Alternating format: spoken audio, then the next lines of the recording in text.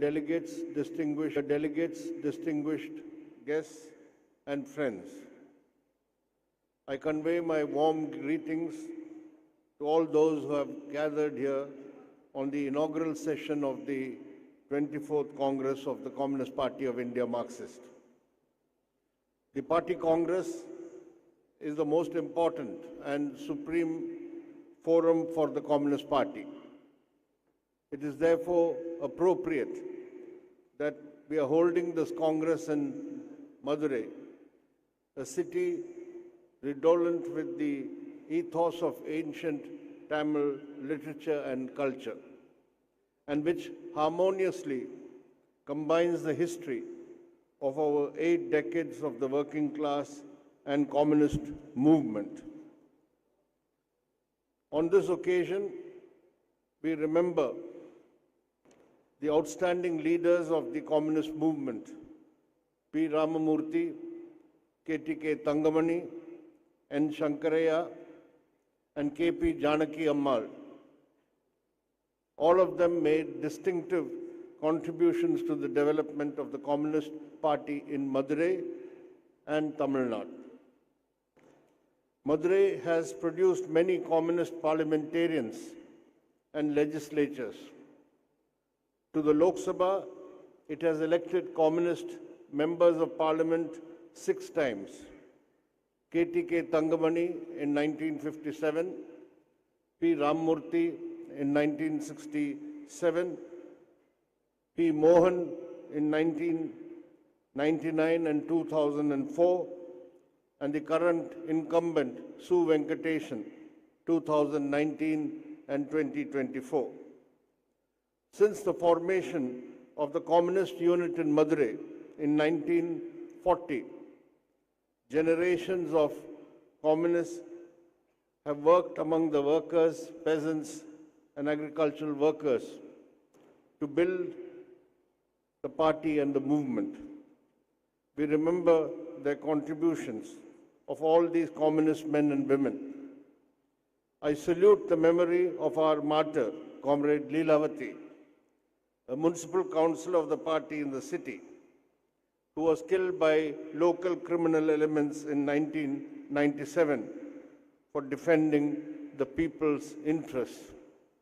There are other innumerable martyrs produced in Madurai who sacrificed their lives in the cause of the working class. But there are so many, but I cannot name them all. There are, on the dais, 5 comrades who attended the 9th Congress of the CPIM held in Madurai in this very grounds, Tamugam grounds, 53 years ago. They are Comrade S. Ramachandran Pillai, Comrade Pinarai Vijayan, Comrade Biman Basu, Comrade Manik Sarkar, and Comrade N. Ram. All of them are on the dais who attended the 9th Congress as delegates. This party Congress is being held at a poignant moment for us. The General Secretary of the party, Comrade Sitaram Yechury, under whose leadership the preparations for the party Congress began, is no more with us. Faced with the unexpected situation, the Politburo and the Central Committee have worked collectively and unitedly to fulfill all the work for the holding of the 24th Congress. We shall forever cherish Comrade Sitaram's distinctive contributions to the theory and practice of Marxism. Comrades and friends, the main job of the party Congress is to formulate a political tactical line which will set the direction for the party's political work. For this, it is necessary to have an accurate grasp of the essence of the political situation today, the class nature of the government and the ruling party, and the balance of class forces that exist. This exercise at times can be a complex one. However, at the present moment, it is relatively simple. Just ask three questions. Firstly, who claims to be the friend of Donald Trump? Second, who is the close friend of Gautam Adani and Mukesh Ambani? And third, who owes total loyalty to the Rashtriya Swayam Sevak Sangh? The answer to all these three questions is the same: Narendra Modi and the Bharatiya Janata Party. Prime Minister Narendra Modi and his government represent the Hindutva corporate nexus that is closely allied to US imperialism. It is the BJP, RSS and the Hindutva corporate nexus underpinning it that needs to be fought and defeated. From coming to such an easy conclusion, a more complex question arises of how to fight the BJP, RSS combined effectively so as to isolate them and reverse the rightward shift. As Marxists, we know that no political domination that is exercised today by the Hindutva forces is through electoral means alone. This is a dominance acquired through the influence of the Hindutva forces that they exercise in the ideological, cultural, and social spheres. This is a dominance enforced through authoritarian attacks on democracy and the Constitution. The political tactical line that we adopt in this Congress should take into account the waging of a multifaceted struggle against the BJP, RSS, and the Hindutva forces.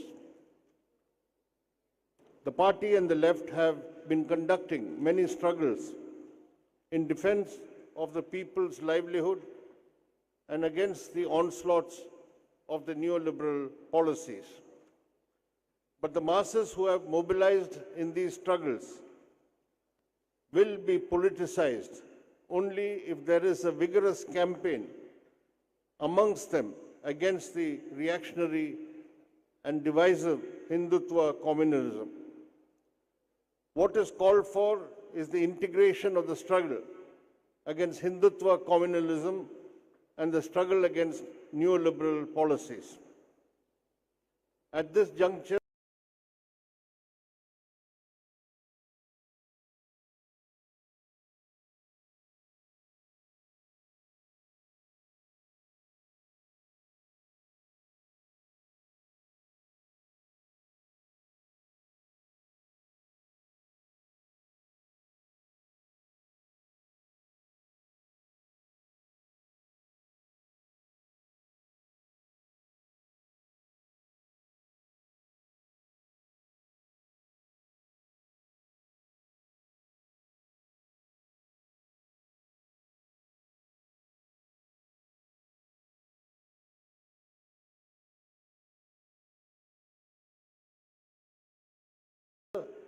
when we strive for the broadest mobilization of all secular and reinforce this displaying neo-fascist characteristics.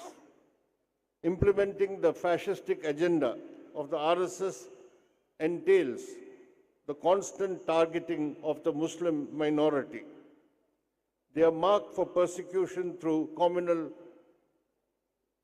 violence perpetrated by the Hindutva outfits, aided and abetted by the state machinery in the BJP-ruled states.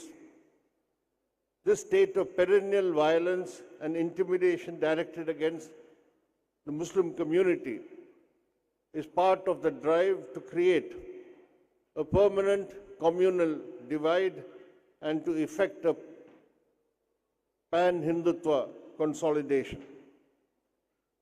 The Modi government has become a byword for crony capitalism. It seeks to privatize new sectors and provide new areas for profit maximization for the big monopolies. As a result, we are seeing unprecedented inequality, with the top 1% of the population owning 40% of the total wealth of the country. There are high levels of unemployment, particularly among youth, increased exploitation of labor through contractualization and informalization, and the fall in the share of wages in the net value added in the industrial sector. The condition of farmers and agricultural workers have also worsened due to the worsening agrarian crisis. The coming period will see an intensification of the class and mass struggles of the working people, and we must be prepared to give a political direction to these struggles. The government is going ahead with the implementation of the 4 labor codes which curtail the rights of workers. These anti-working class laws have to be fought. The central trade unions have given a call for a one-day strike on May 20th, demanding the withdrawal of these 4 labor codes. The left parties and all other class and mass organizations will work to make this strike a resounding success. The fact that the BJP lost its majority in the Lok Sabha and that the NDA does not command a 2/3 majority in either House of Parliament has not stopped the Modi government's authoritarian efforts to reshape the Indian state and the Constitution. The Constitutional Amendment Bill to bring about simultaneous elections to the Lok Sabha and the legislative assemblies is a direct assault on federalism and states' rights. The steps to curtail Parliament, weaken the higher judiciary, and erode the independent status of the Election Commission are still ongoing. Draconian laws like the UAPA and the PMLA are being used against opposition leaders.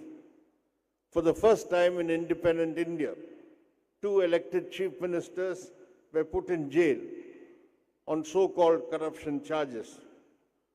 The authoritarian centralization drive, trampling upon the federal principle and are trampling upon the federal principle and the rights of the states. There is blatant discrimination in the allocation of funds to the BJP RSS combine manipulates subcaste identities to maintain the caste system as the basic framework of social relations in India. The Manuvadi values are being insidiously infiltrated into the social and cultural spheres. The fight against the Manuvadi patriarchal system, which attacks the rights of women, Dalits and Adivasis, are an integral part of the struggle against the Hindutva forces. The party Congress will be addressing the prime issue of CPIM. Taken the country as a whole, there has to be a planned effort to launch local struggles on class and mass issues, build the party at the grassroots, and streamline the functioning of the party organization. The LDF government in Kerala has been in the forefront in opposing the anti-people policies of the central government. Because the LDF government has sought to implement alternative policies, it is facing hostility and discrimination by the union government. The ongoing struggle in defense of federalism and states' rights by the LDF and the people of Kerala is an important part of the All India fight in defense of federalism and against authoritarianism. Comrades and friends, the Trump presidency signals a new chapter in the saga of US imperialism. Here is a more naked form of imperialist aggrandizement, territorial annexation, and squeezing the resources of even close allies is the norm. Trump is supporting Netanyahu's plan to obliterate the Palestinians from Gaza. Trump is taking aggressive steps against many countries of the global south.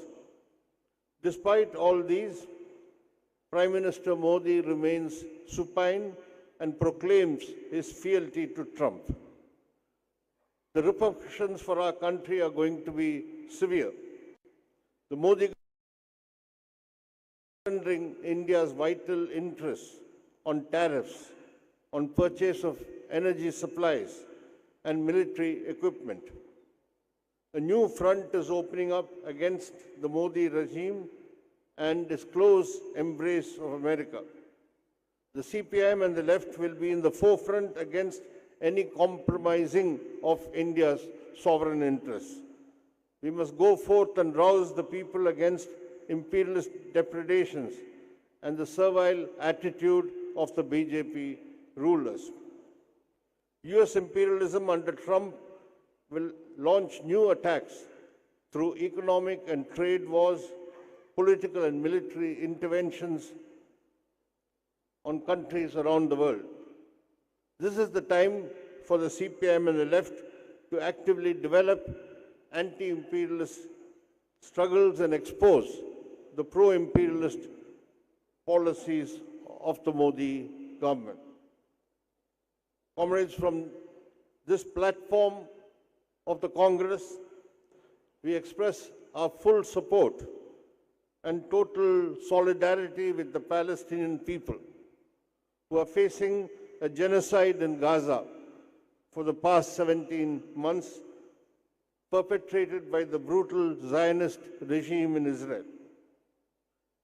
That attack on Gaza and the killing of ordinary men, women, and children is still ongoing there in Gaza.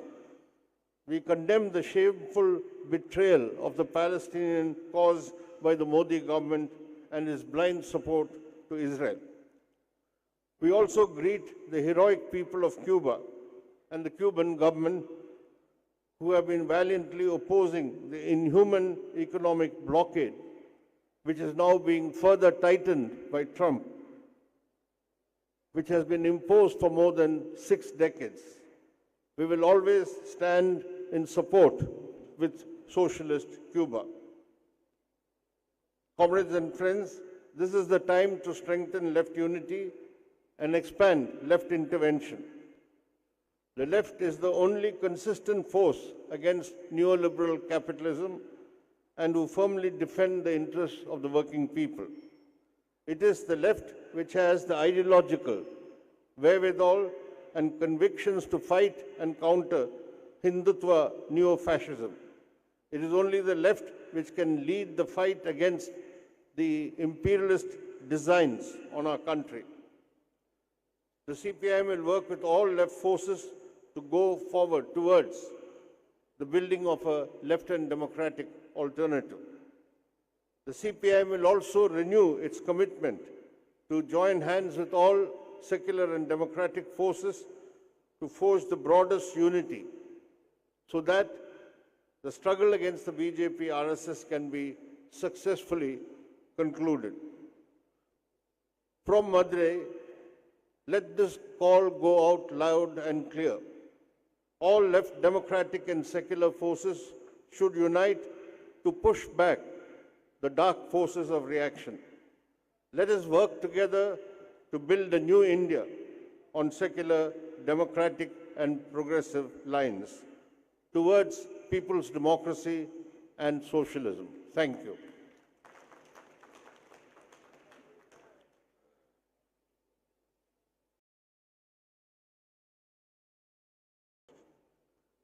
Now, I would request Comrade D. Raja, General Secretary of CPI, to address this inaugural session of the 24th Party Congress of Communist Party of India Marxist.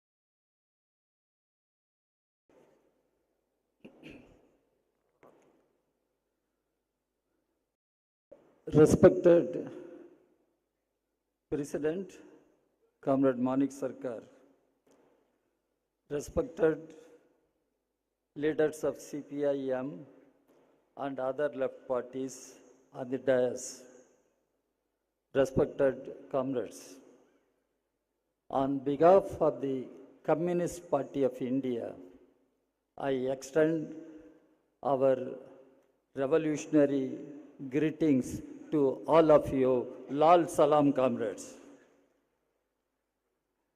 Comrades, I would like to warmly acknowledge the CPIM for holding this important party congress in Madurai.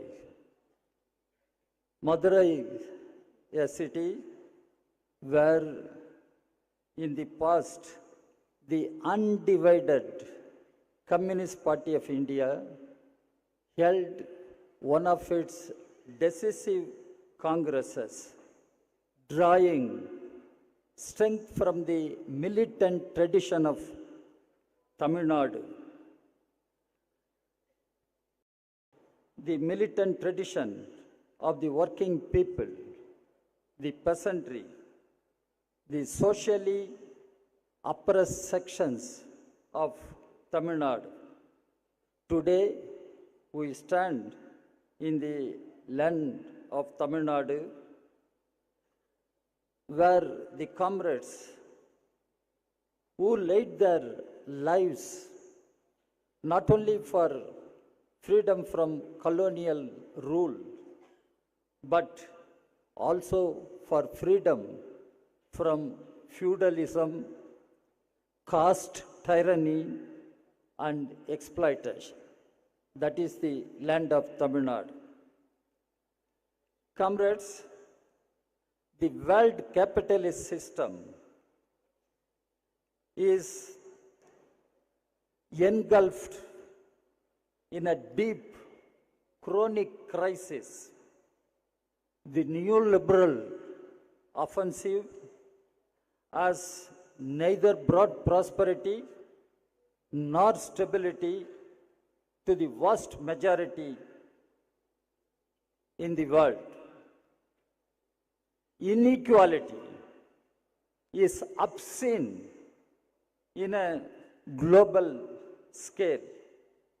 The combined wealth of a handful of billionaires exceeds the combined wealth of nation states across the world.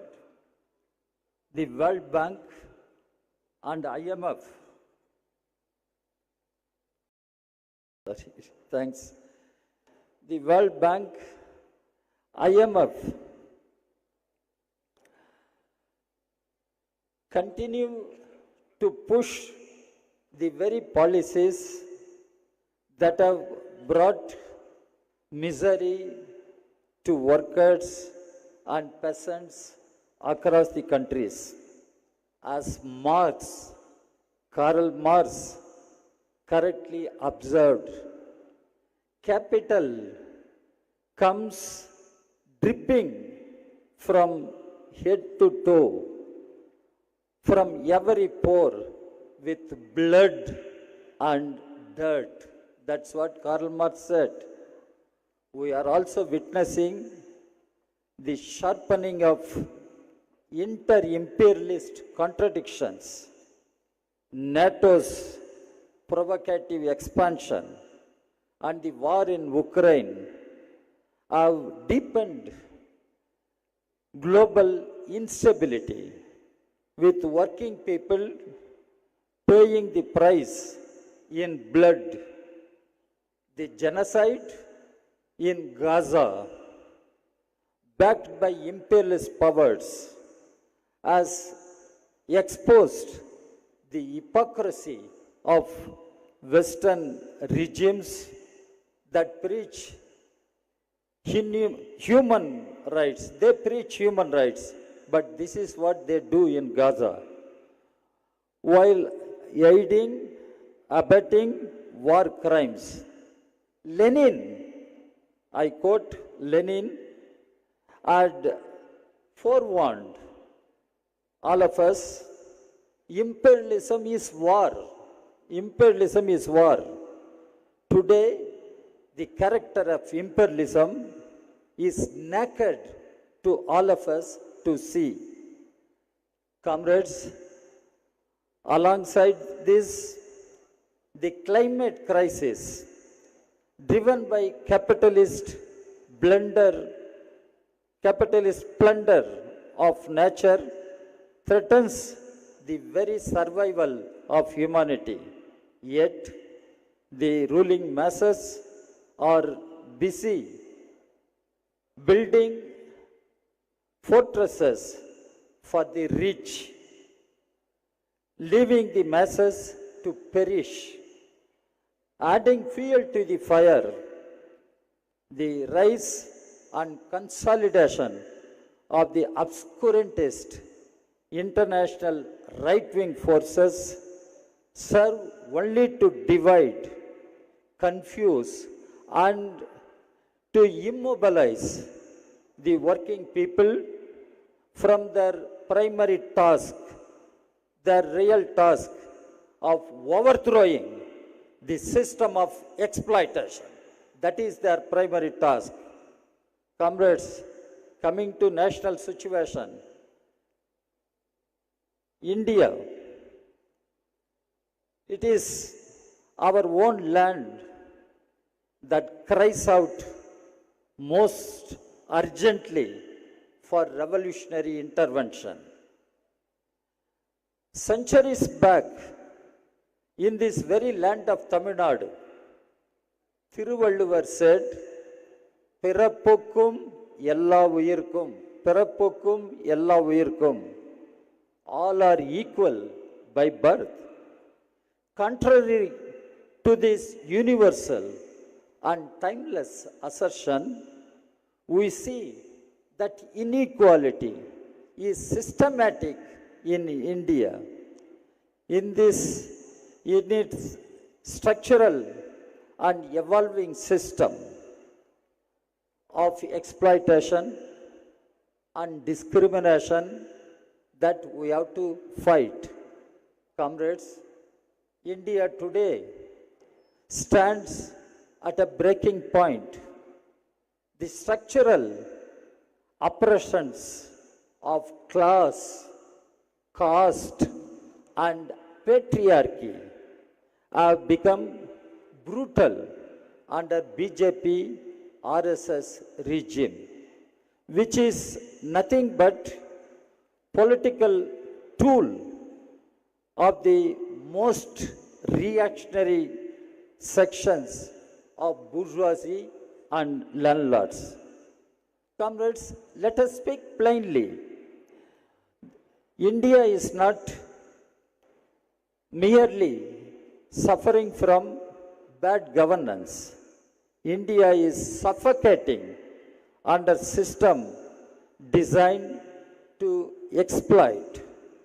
The gap between the rich and poor has never been this shameful level.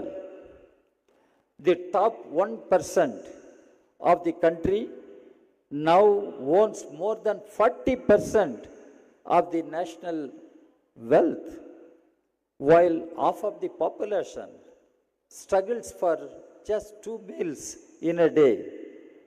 Comrades, the history of all hitherto existing society is the history of class struggles.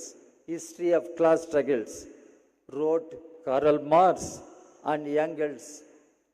In India, this class struggle is intertuned with caste system, the oldest and most vicious system of social oppression. Caste and mass oppression are not parallel, they are fused.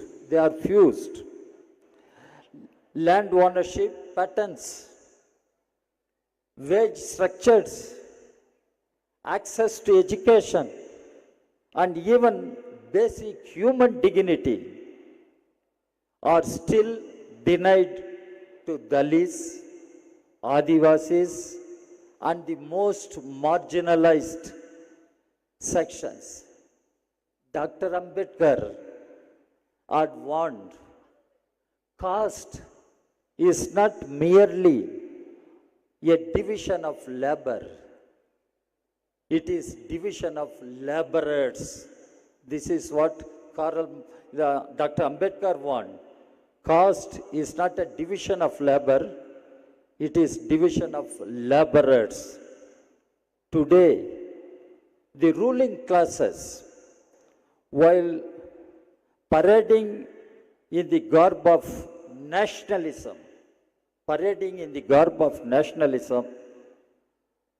they are trying to perpetuate the caste system.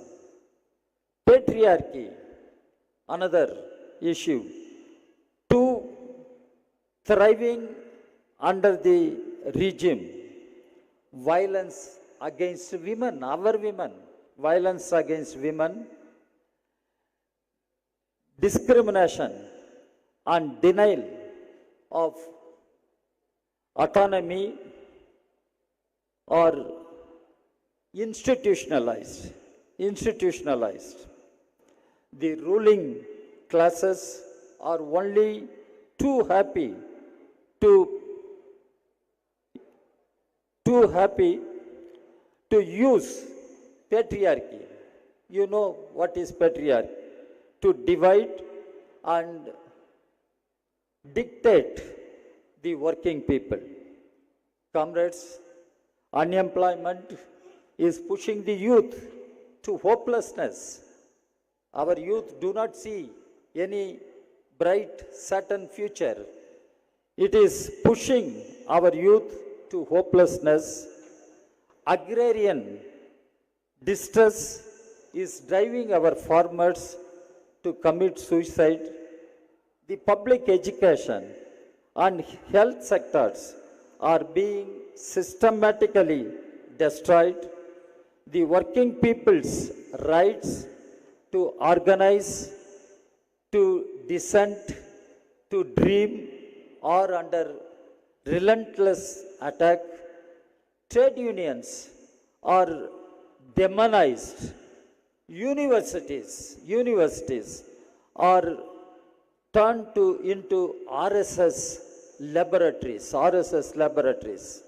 Journalism, media people are sitting. Journalism is criminalized. The secular democratic fabric of the Indian Republic is being torn apart, thread by thread. Above all, comrades, the RSS BJP combined is openly targeting the very constitution of India. It is seeking to dismantle the fundamental pillars: socialism, secularism, federalism, and social justice. Their assault on our republic is systematic and ideological.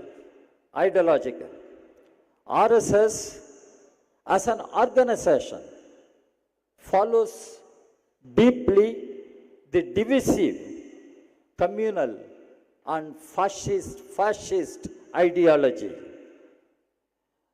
It is inspired from Mussolini and Hitler and follows their organizational principles. BJP is the political arm, political wing of RSS, and among with several other organizations known as Sangh Parivar. The Sangh Parivar shares a fascist contempt for democracy. Sangh Parivar, they share the fascist contempt for democracy and believes in making representative institutions like the parliament redundant. Parliament is becoming increasingly redundant. Corporate ruled India, where majoritarianism and caste capital will dominate without restraint. This is in India in which we are living. Bhagat Singh had said, revolution is inalienable right. It is our inalienable right of mankind. Freedom is an imperishable birthright. Freedom is imperishable birthright. He raised this slogan fighting the British Raj. He was fighting the British Raj. The time has come to follow his words and reclaim our freedom from RSS, BJP Raj. That is the challenge we face today, if we go by what Bhagat Singh has said. The task before communists. Comrades, the present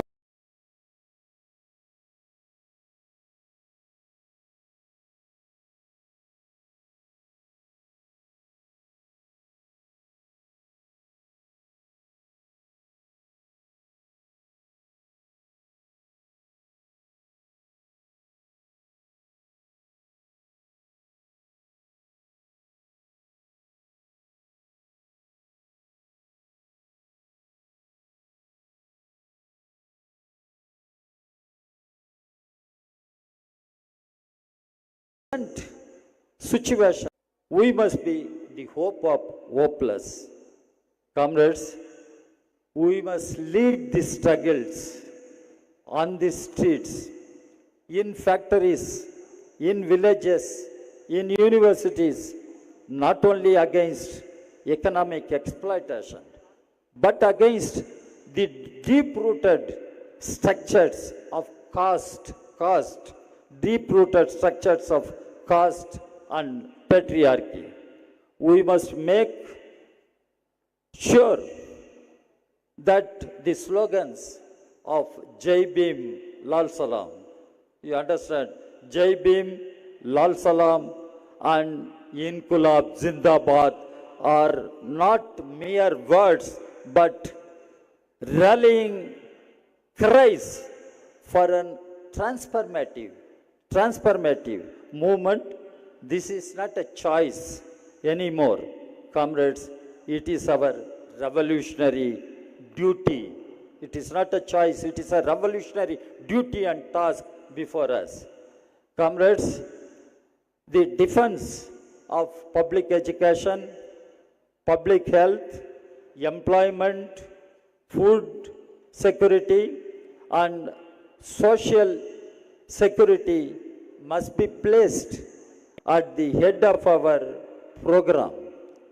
These are not welfare demands. These are not just welfare demands.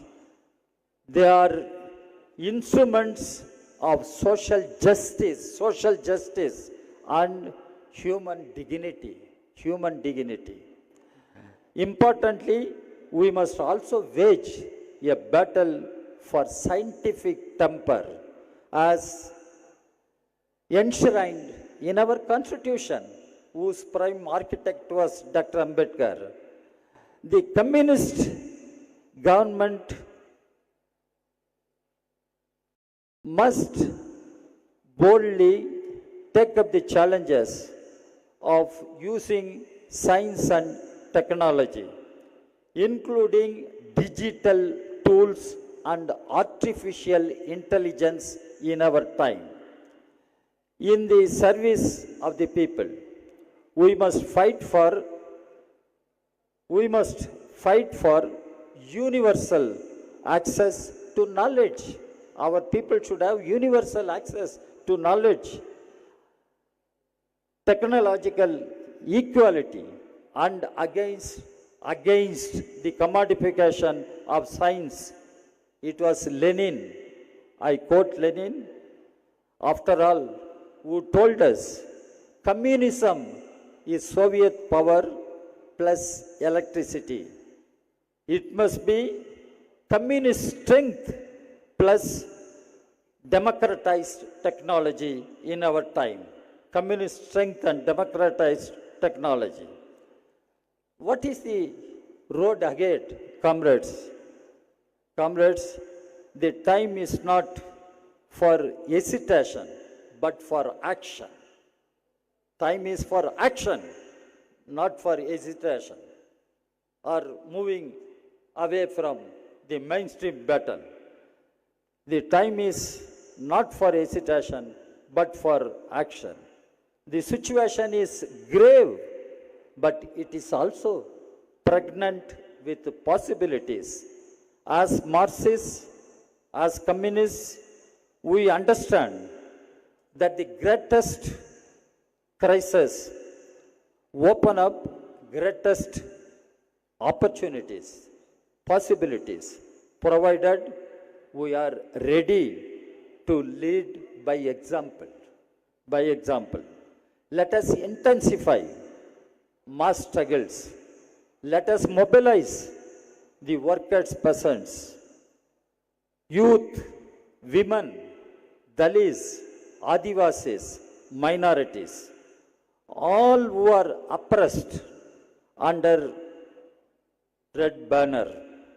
Let us confront not only the RSS BJP, but the very system that breeds exploitation, inequality, and injustice. So, comrades, we must reinstall Marxism-Leninism at the center of political discourse, proving through practice that it alone provides the key to liberation. Lenin reminded us, without a revolutionary theory, there cannot be a revolutionary movement. But this theory must walk on the feet of millions of toiling people across our country. So, friends, comrades, the people are ready to rise. Let us be worthy of their trust. We as communists should be worthy of their trust.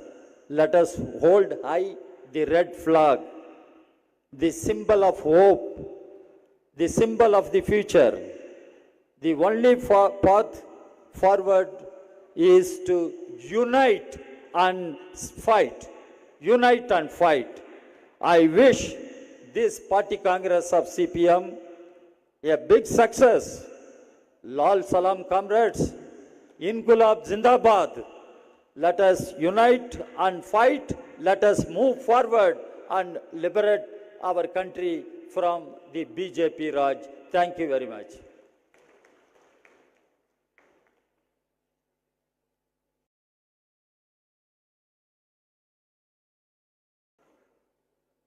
Extending our thanks to Comrade D. Raja for his speech. Now, I would invite Comrade Dipankar Bhattacharya, General Secretary, CPIML, Liberation, to address this gathering.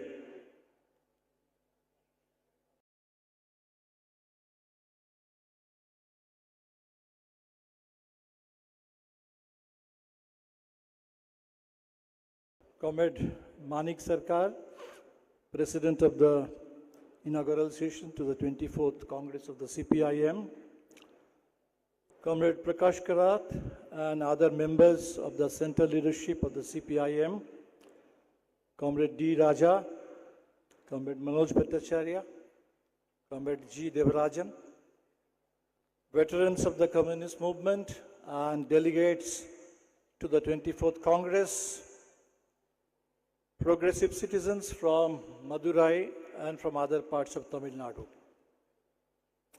Vanakkam and a very good morning to you all.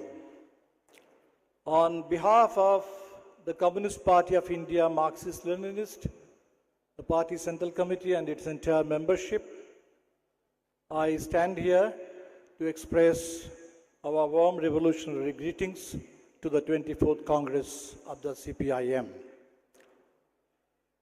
In today's gathering, we all are missing Comrade Sitaram a lot. Comrade Sitaram was not just a leader of the CPIM for decades. As a public speaker, as a writer, as a parliamentarian,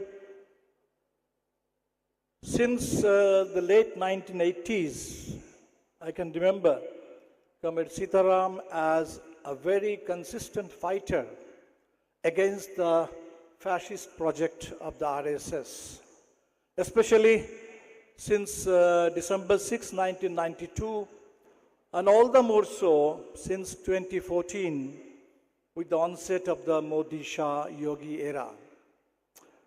He was not only warning us against the escalating fascist offensive in the country, but he was always trying to seek common grounds to forge the broadest possible unity against this fascist offensive. I pay my heartfelt homage to Comrade Sitaram and all departed stalwarts of the CPIM and the Indian Communist Movement. Comrades, we all realize that in last year's Lok Sabha elections, in spite of the continuing assault on the Constitution, in spite of the relentless subversion of the institutions, and in spite of subversion of the election process itself, India, I mean the country as well as the India electoral bloc, we managed to deliver a few powerful blows to the BJP in 2024 Lok Sabha elections. The country denied the BJP its independent majority. But yet, the Modi government has survived. The government is back in power for the third successive term, and we can feel that the fascist offensive is escalating with every passing day. The government is out to crush democracy and destroy every semblance of secularism and federalism in our republic.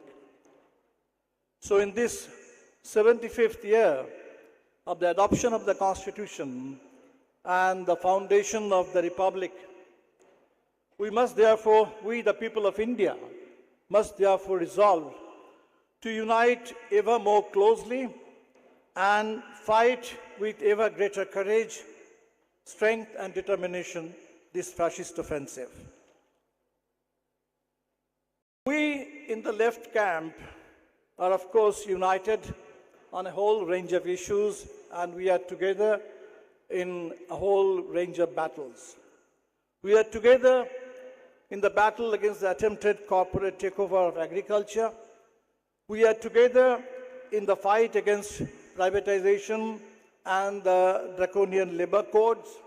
We are together in the fight against the new education policy, which threatens to take education away from the reach of the poor, of the deprived sections of the people, and to regiment India's campuses and curricula in a way to suit the Hindutva agenda and to stifle every voice of dissent and opposition.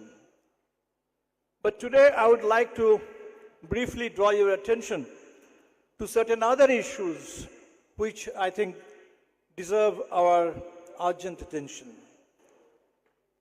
Amit Shah has set a deadline by March 2026 to make India Naxal free.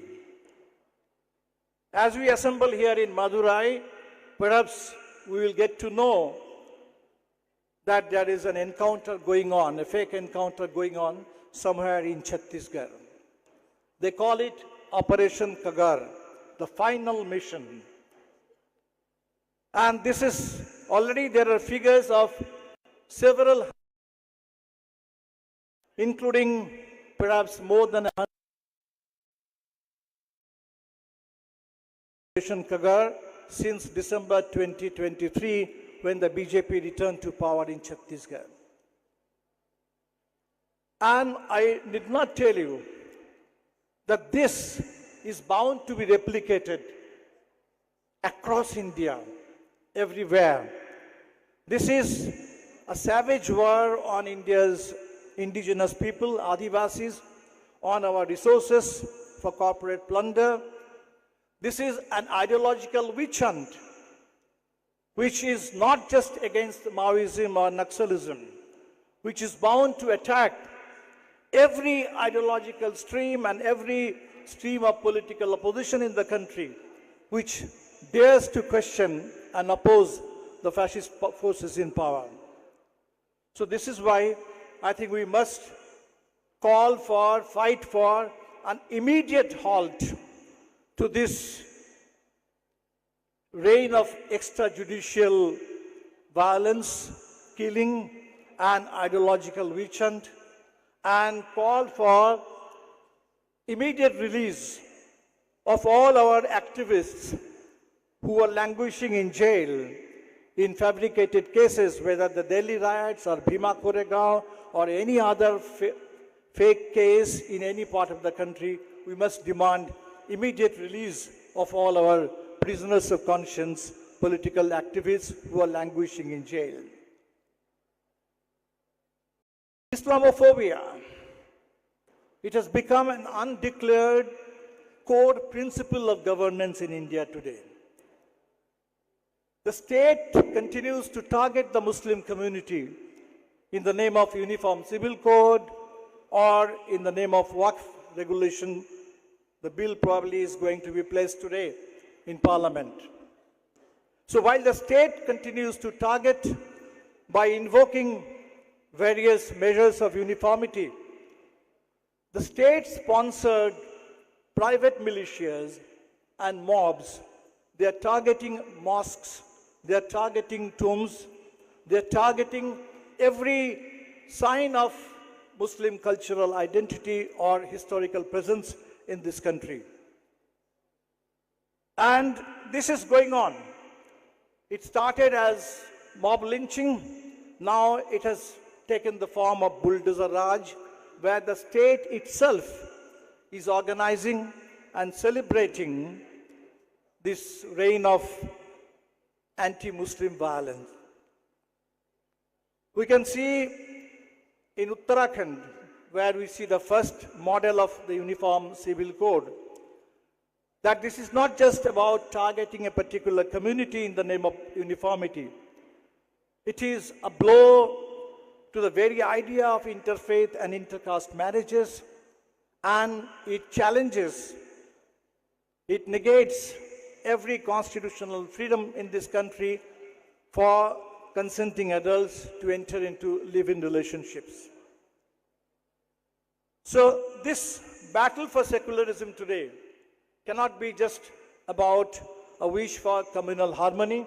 We have to be ready to confront the state and combat this vicious Islamophobia at work in the state.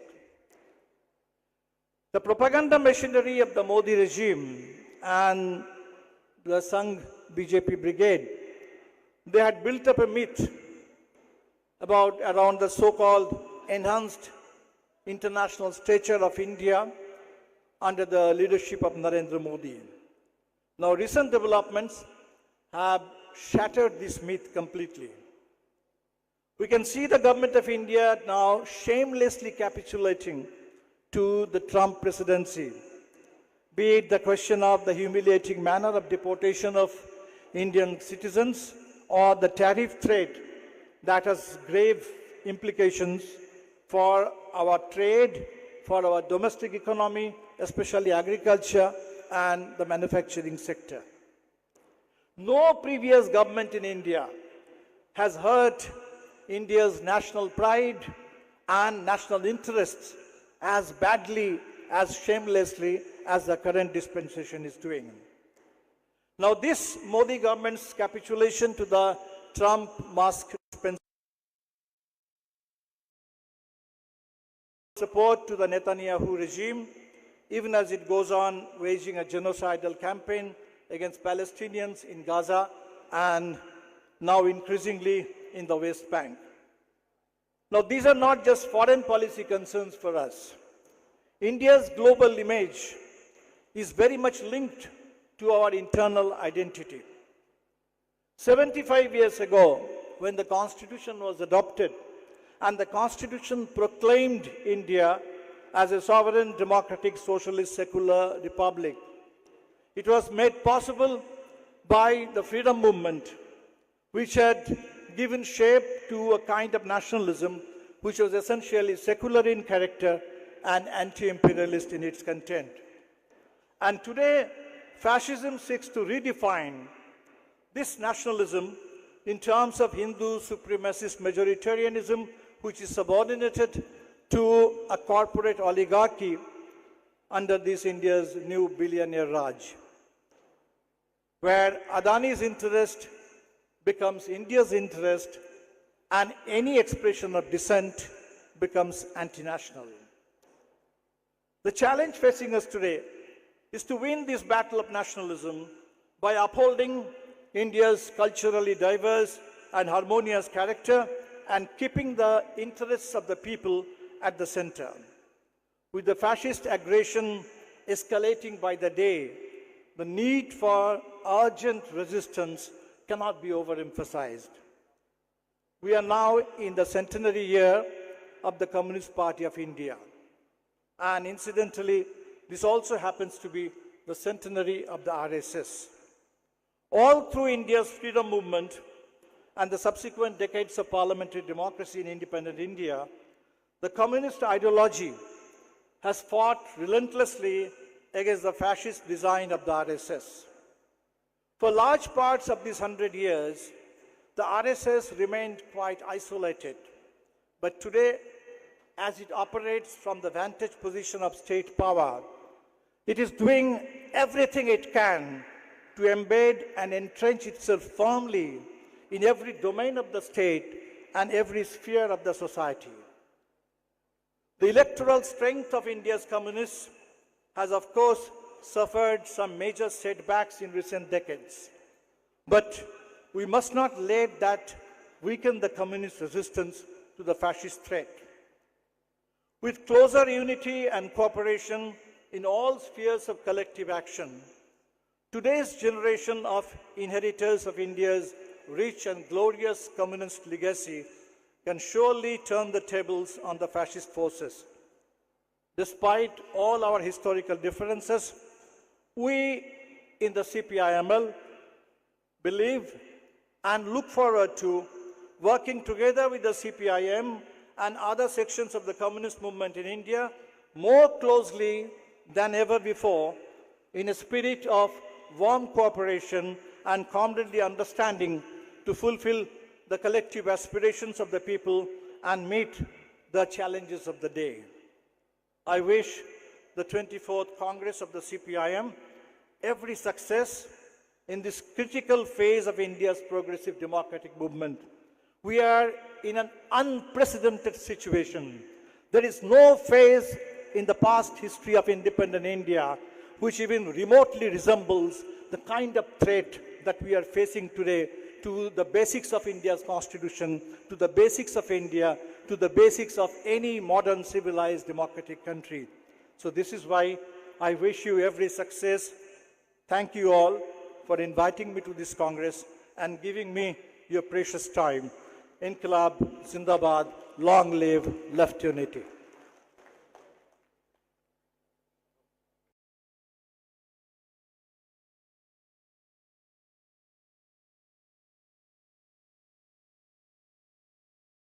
Extending our thanks to Comrade Dipankar Bhattacharya for his speech. Now, I would invite Comrade Manoj Bhattacharya, the General Secretary of the RSP, to address this inaugural session. Respected Comrade President, respected leaders sitting over the dais, the respected leaders of the CPI, CPIML Liberation, Forward Bloc, and all respected delegates and friends. Comrades, at the outset, I shall, on behalf of the Revolutionary Socialist Party, extend our warmest greetings to all of you, all the delegates who have come from far-flung areas.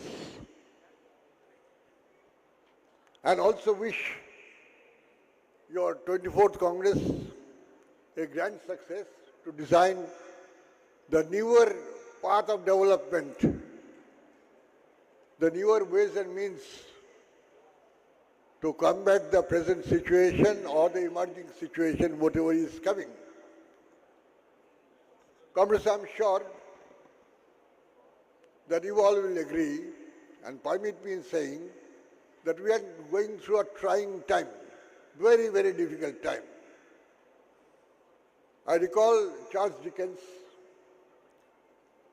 when he said in The Tale of Two Cities, it's a worst time, it is the best time. Worst time because internationally, Gaza is being ravaged on the spacious plea of exterminating the Hamas. What the informed sources say was the creation of Israel's secret agency in the name Mossad. And now in the name of exterminating Hamas, that is indiscriminately killing the humanity.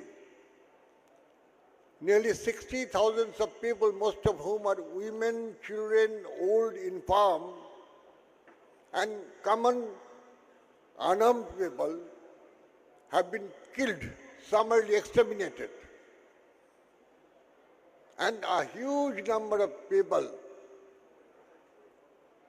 they have been destituted. How many lakhs, I do not know. Nobody can say. And it started some 27th of October 2023, and it's continuing till now. The conscience of the international community is not responding the way it should. I'm sorry, I'm not going to name any nation. And we are perturbed, we are disturbed, we are dismayed, we are disgruntled. Now, if I draw a parallel, in India, only a few days back, the infamous Home Minister of India, Mr. Amit Shah, told that by 1926, we shall exterminate the Maoists. One is exterminating the Hamas and killing the common people, and another is trying to exterminate Maoists and killing the common people. In Gaza, the people are being evicted only to pay way for Mr. Donald Trump, the neo-fascist ruler of the United States of America, to develop his real estate there on the bank of the Mediterranean Sea, a land of 41 kilometers and 12 kilometers. And in India, in Gadchiroli, in Bastar, in Sukma, almost in entire Chhattisgarh, in the name of exterminating the Maoists, the village people are being exterminated. The village people are being killed. I know, I'm certain that, I know it very well, that I am also running the risk of being termed as urban Naxal. I don't mind. But there is a parallel.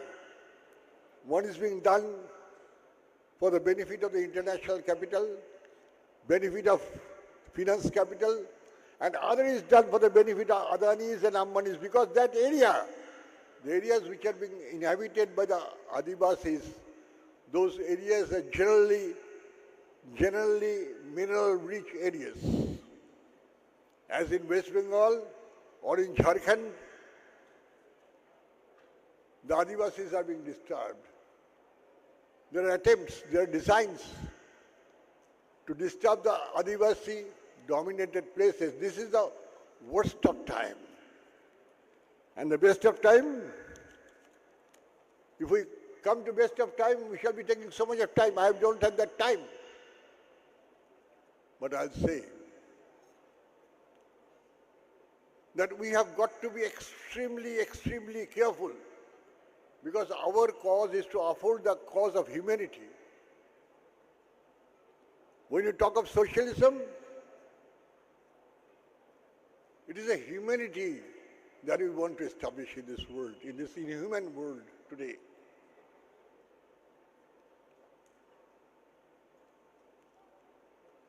What is happening in the entire Africa, or rather North Africa, in Middle East, in West Asia? Because the crisis of capitalism, international capitalism, the crisis of finance capitalism, those cannot be contained now. From 2007, what is manifested, what has ravaged the world, different parts of the world, particularly the European countries and other countries. World War III is difficult because of nuclear armaments with many countries. But insofar as regional warfare is concerned, this is being made possible by the US imperialism. Because US imperialism is a custodian of international capitalism in post-Second World War situation. We shall have to bear it in our mind. That there is an inherent crisis of international finance capital. There is an inherent crisis of metropolitan capital. That is being converted to the wars, regional wars, atrocities of the people, extermination of races, the rise of far-right political forces. We have got to combat those. And the best of times, as Lenin said, Vladimir Ilyich Lenin said, the crisis of capitalism is a festivity of the people. Crisis of capitalism will be celebrated by the people. The people means working class, the peasantry, the common middle class, the youth, the students. Everybody will join hands to make it a best of time. By dislodging the capitalists, by dislodging the finance capital from the citadel of power in different countries. In India, if we come back to India, we are worried. The democratic rights are being trampled at will. The constitution is being tampered, trampled, and as well as deserted.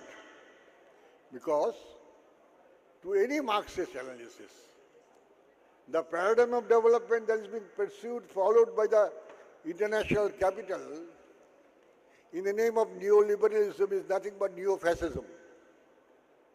And no development of capitalism can take place in a democratic environment. It cannot be. The democracy as we perceive will be maintained and capitalism will develop. It cannot be. So we have to challenge the paradigm of development. The paradigm of development has to be challenged. The paradigm, what is being envisaged by the international capital in the name of neoliberalism, is essentially against the constitution of India, against the humanity all over the world. So we have got to consider this. But in the constitution, the right to freedom of speech, as inscribed in 19(1)(a), is being throttled. We have to remember that when I always remember that I have lost my friend, comrade Sitaram Yechury. I always remember. He was a person who had no pretension at all. I always remember. At the same time, he or me or every one of us will remember the way Stan Swami of Jharkhand has been killed, has been murdered virtually in the Teleja fort, the way he has been murdered. Because he tried to uphold the cause of the Constitution, tried to uphold the cause of humanity. What are the pressing problems that we are facing as on today? Problem of price rise, skyrocketing price rise. Even day before yesterday, or some 2-3 days back, NPPA, the National Pharmaceutical Pricing Authority, they have declared that 748 medicines will be costing more. It's already beyond the purchasing capacity of the people. Now the NPPA has decided that it will be increased further. The prices of petroleum, prices of diesel, there is nothing is being thought of. So we have got a long way to go to fight against inflation, fight against that skyrocketing price rise, fighting against unprecedented unemployment, and also to fight against the atrocities of the women. This is quite natural. This we understand. The women are the targets. Minor girls are the targets. So therefore, comrades, your 24th Party Congress is obviously going to discuss all these issues, and I'm sure that you will reach the right conclusion. I shall not extend my deliberation further. To take your time, thank you so much. Wish you all success. Inqilab Zindabad. Lal Salam to everybody.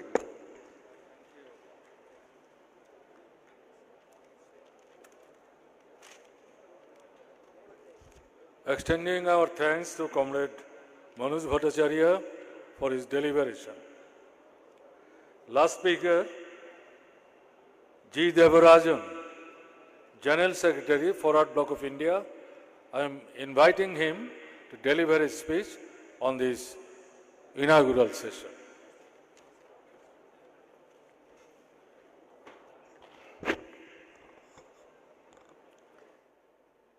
Comrade Chairman, distinguished guests, comrades delegates, and friends.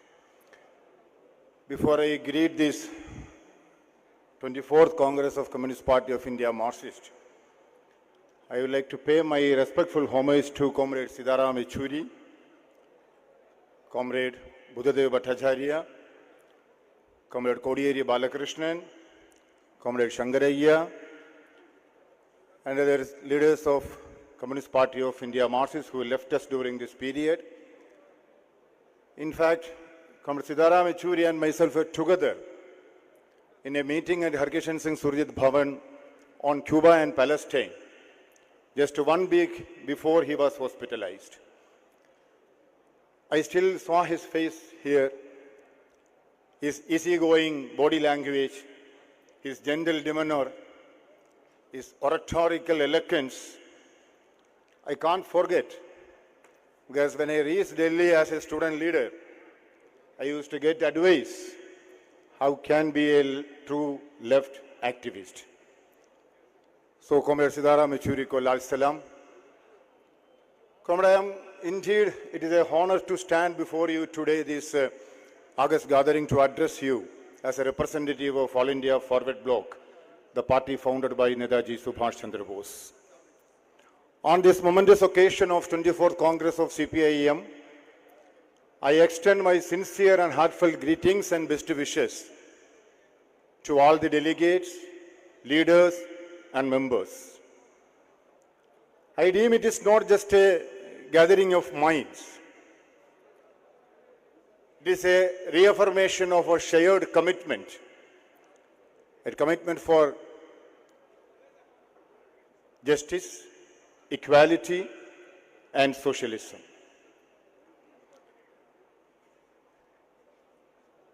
We have taken up the issues of working people, the peasants, the farmers, and the marginalized. We have taken these issues with unwavering commitment. Our dedication to this cause of these working people, the peasants, for social equality, that is why we are the credible political force in India, the left parties. Comrades, the left parties have played and continue to play a crucial role in Indian politics as a corrective force. In a political landscape that often seems dominated by corporate interest, neoliberal policies, and the concentration of the power in the hands of a few, we once who stand as the conscience of the nation. We are the voice of the people, those who have been silenced by the forces of exploitation. We become the voice of the voiceless. Because left, whenever the left parties are mobilizing the people,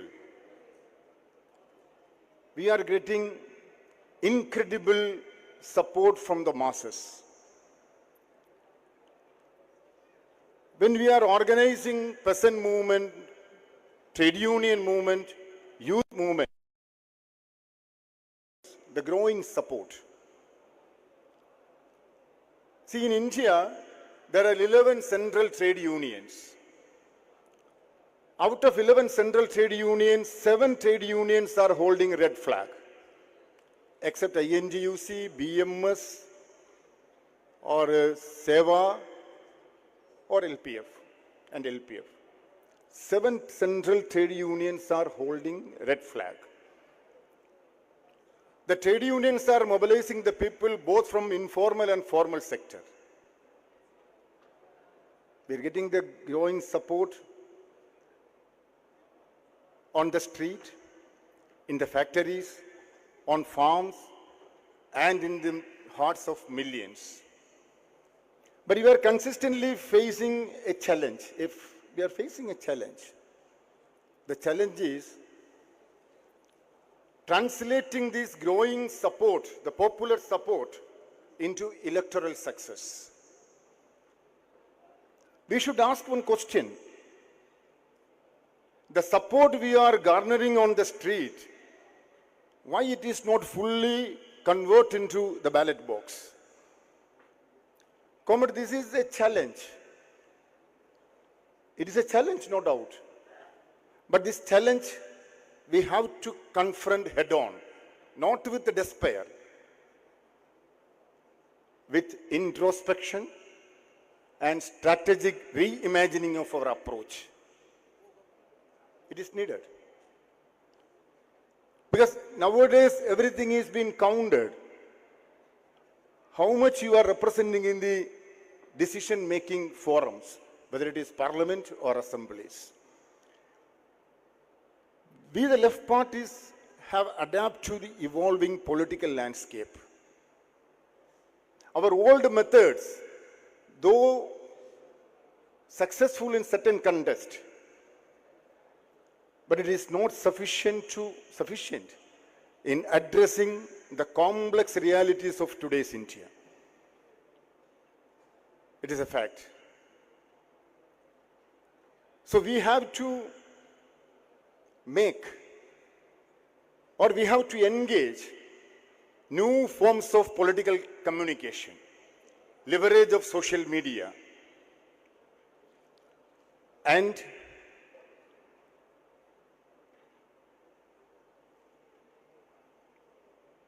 we have to modernize our social outreach without compromising our basic principles.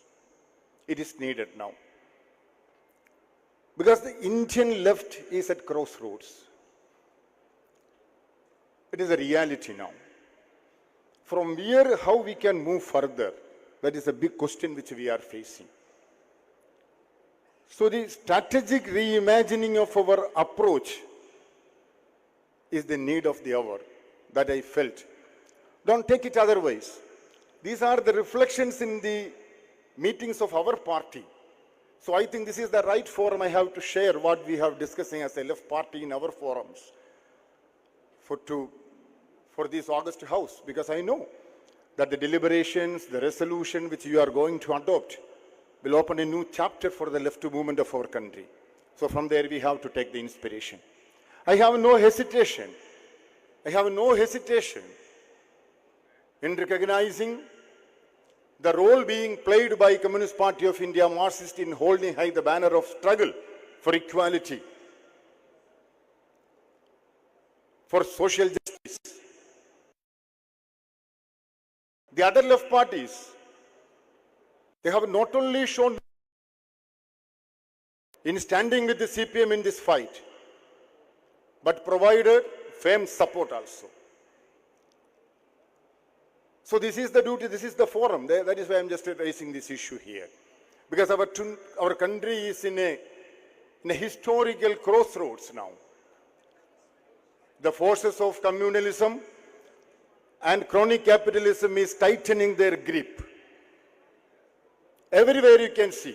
Whenever we raise the issue of unemployment, price rise, or the crony capitalist mechanisms, the ruling clique always trying to divide our society in the name of religion, caste, and ethnicity.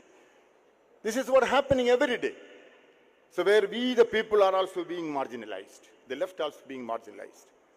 So the force which we are having on the street, that it is the right time. We have to think in a new way. We have to adopt new vision and new methods. I don't want to say nothing much, that because these entire national and natural assets, they have been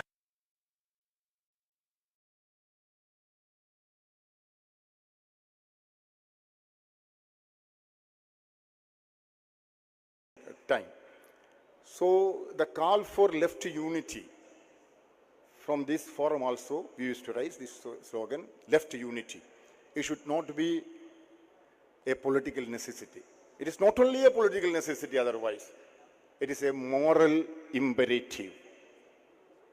It is a moral imperative, comrades.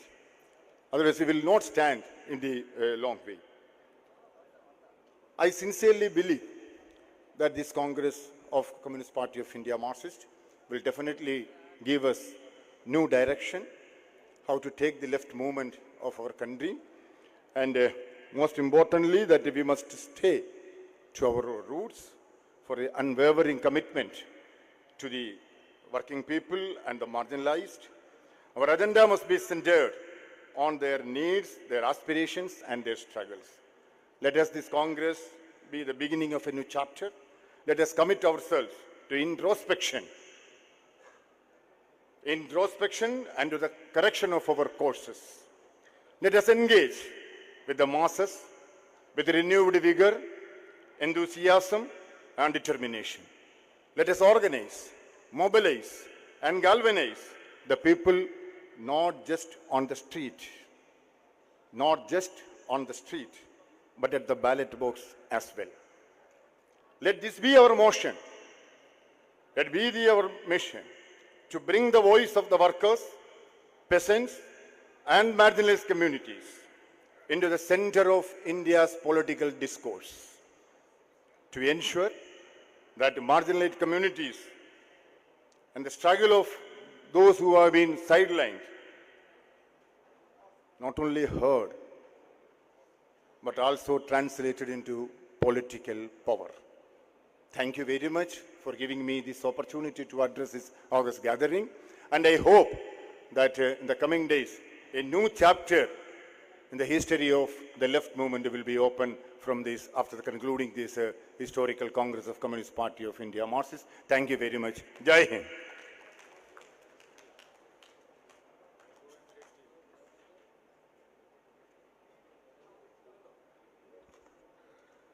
The speeches are over. We would like to convey our thanks to Comrade D. Raja, who has delivered his speech to this inaugural session. What I would like to mention, in a big way, you have attended this inaugural session and cooperated with us to conduct this session in a very modest manner. Therefore, I would like to convey our thanks and gratitude to you all. Now, a very small program for felicitation. It will be conducted by the chairman of the reception committee. After that, we will disperse for a few times, and at just 1 p.m., the delegate session will start. So therefore, I would like to draw the attention of the delegates that they should come to the conference hall just at 1 p.m. Comrade, this is a facilitating momentum. I request Comrade P. Sampath to honor Comrade Biman Basu, who was the senior most leader of our party, and he hoisted the red flag at the venue. Comrade P. Sampath. Biman Basu.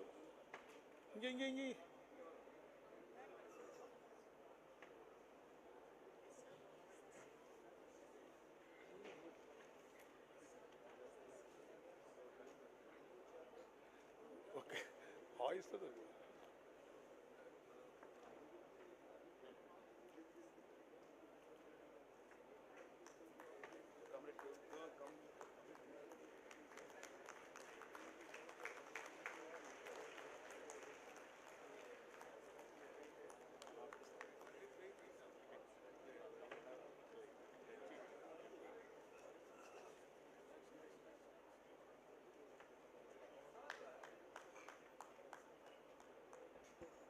I request Comrade U. Vasahi to honor Comrade Prakash Karat, who has inaugurated the conference, our coordinator who inaugurated the conference.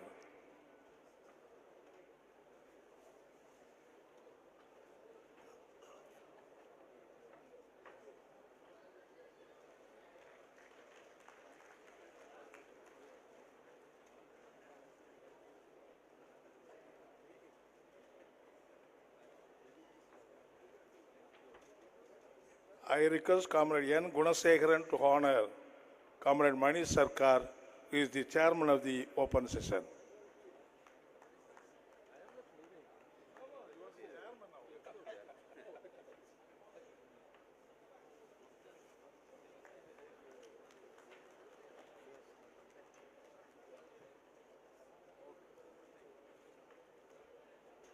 I request Comrade P. Shanmugam, our State Committee Secretary, honor Comrade D. Raja, who is the General Secretary of the Communist Party of India.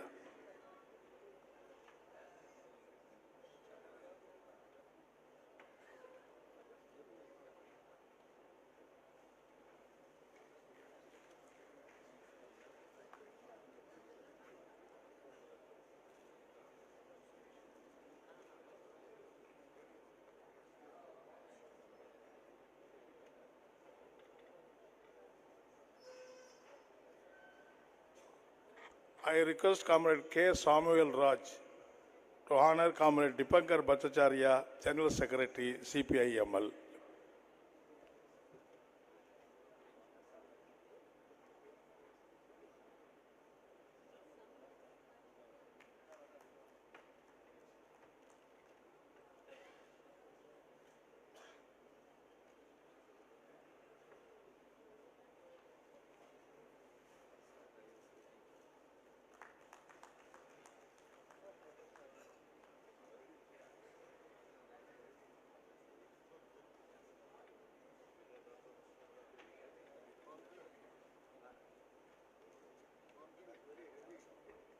I request Comrade S. Kannan to honor Comrade Manoj Bhattacharya, General Secretary, RSP.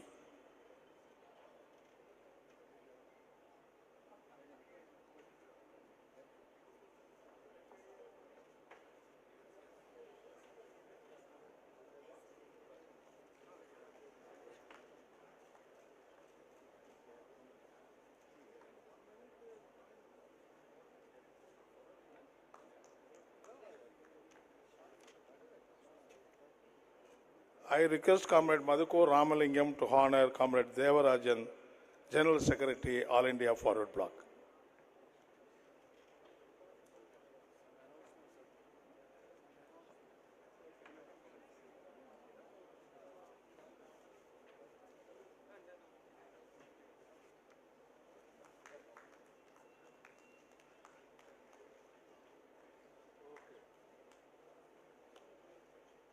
I request all the lefty leaders to join hands for a photo session.